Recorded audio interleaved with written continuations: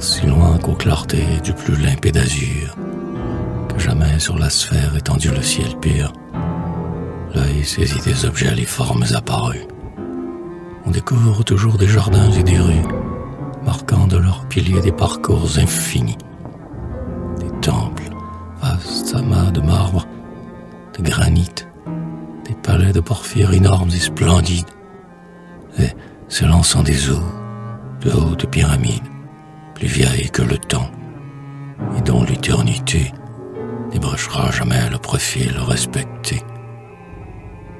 Cependant, sur le lac, tout est tumulte et joie, et l'animation largement s'y déploie.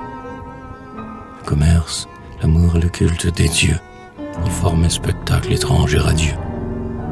Une procession sur les marches des temples, avec ses prêtres blancs vêtus de robes amples, se développe au son des cymbales d'argent. Des embarcations aussi en diligent descendent vers la mer, venant de ces contrées qu'assourdissent du Nil les chutes effarées, avec leur cargaison riche comme un trésor.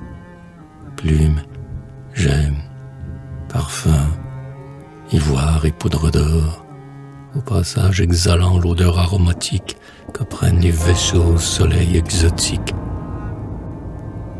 Ici des pèlerins, au fond de tout pays, avant de repartir pour Bubas tous saillissent. Dans une baie ombreuse où l'onde est plus tranquille, pousse l'esquif léger avec la rame agile. D'autres sous les lotus bercent sur leur frais sommeil, ou par des chants joyeux se tiennent en éveil. Plus loin, des acacias parfument de leur grappe, une plage où, du lac fendant les claires nappes, folâtre un jeune essaim de riante beauté, en attrait surpassant les charmes si vantés de celle dont la chaîne, aimable au captif même, tint 2 mètres du monde et rompit au 3e.